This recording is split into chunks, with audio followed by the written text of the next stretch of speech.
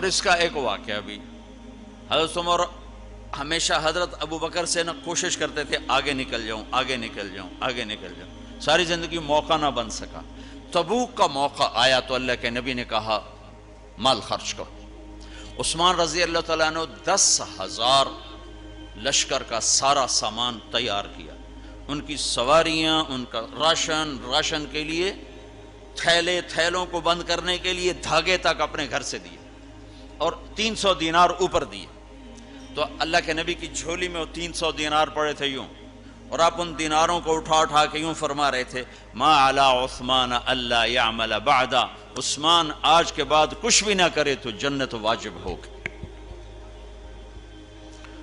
تو عمر کہنے لگے آج میں ابو بکر کو کاٹ سکتا ہوں، آج میں اس سے آگے نکل سکتا ہوں کہ وہ آج کل غریب ہے، میں مالدار ہوں، تو وہ تھوڑا لائے گا میں زیادہ لاؤں گا تو میں بڑھ جاؤں گا۔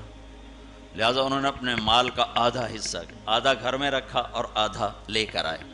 ابو بکر نے جھاڑو پھیر دیا، جو کچھ تھا وہ سارا سمیٹ کے لے آئے۔ جب دونوں پراپرٹی سامنے رکھی گئیں تو حضرت عمر کی بہت زیادہ نظر آ رہی، ابو بکر کی بہت تھوڑی نظر آ رہی، لہٰذا حضرت عمر بڑے اطمینان میں کھڑے کہ آج جیت خطاب کے بیٹے کی ہے۔ میں قربان جاؤں، اللہ رسول تو جانتے ہیں کہ کون کیا کر کے آیا ہے، تو میرے نبی نے سوال ہی بدل دیا جو اس موقع کا سوال ہی نہیں۔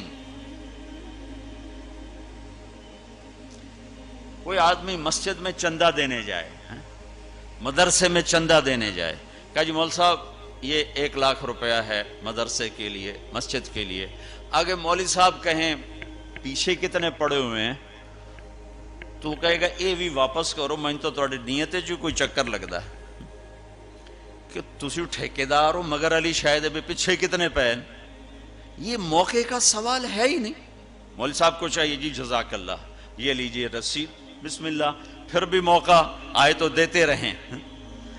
تو میرے نبی نے پوچھنا یہ تھا ابو بکر کتنا لائے ہو، عمر کتنا لائے ہو، اور یہی اس موقع کا سوال ہے۔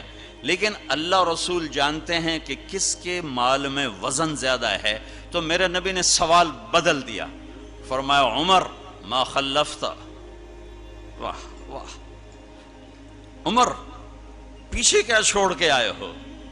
تو حضرت عمر تو وہیں دھڑم ہو گیا کہ با میں گیا، سوال سے ہی وہ پتہ چل گیا با میری کلی اڑ گئی وکٹ۔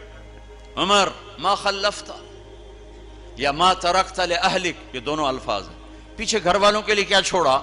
تو پہلے حضرت عمر بڑے جوش میں کھڑے تھے، پھر ایک دم ڈھیلے ہو گئے، کہنے با جی آدھا چھوڑا ہے آدھا لایا ہوں۔ پھر آپ نے کہا ابا بکر ما خلفت یا ما ترکت لأہلک، ابو بکر تو پیچھے چھوڑ کے کیا آیا، بچوں کے لیے کیا چھوڑ کے آیا؟ تو انہوں نے کہا ترکت اللہ ورسول، میں تو اللہ اس کے رسول کو چھوڑ کے آیا ہوں، باقی سب کچھ لے آیا۔ تو اس پر عمر کہنے لگے ابو بکر میں نہیں تجھ سے آگے بڑھ سکتا، کوئی بھی تجھ سے آگے نہیں بڑھ سکتا۔ اپنے کپڑے بھی دے دیے، اور ایک ٹاٹ تھا وہ پہن کر اس کو کانٹوں سے سی لیا۔ تو جبریل آئے، کہنے لگے یا رسول اللہ، اللہ تعالیٰ پوچھ رہے ہیں کہ ابو بکر نے یہ ٹاٹ کیوں پہنا ہوا ہے؟ تو آپ نے کہا کہ ابو بکر نے سارا کچھ اللہ اس کے رسول پہ لگا دیا ہے، اس لیے یہ پہنا ہوا ہے۔ تو کہا یا رسول اللہ، اللہ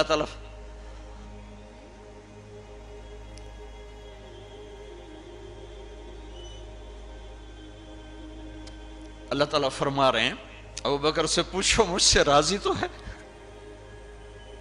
مجھ سے راضی تو ہے، اس فقر میں مجھ سے راضی ہے؟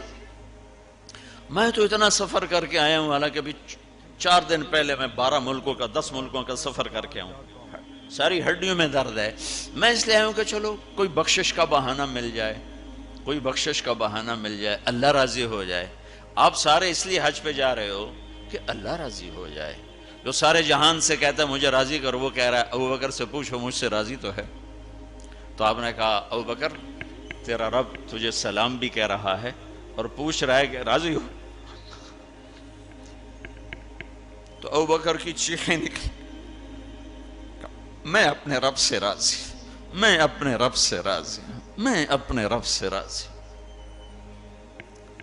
میرے بھائیو بہنوں، زندگی ایسے گزار کے مرو کہ اللہ کو ملو تو اللہ خوش ہو کے مل رہا، ایسے نہ مرو کہ اللہ کی بارگاہ میں پیش کیے جا رہے ہوں مجرم بن کر، قیدی بن کر۔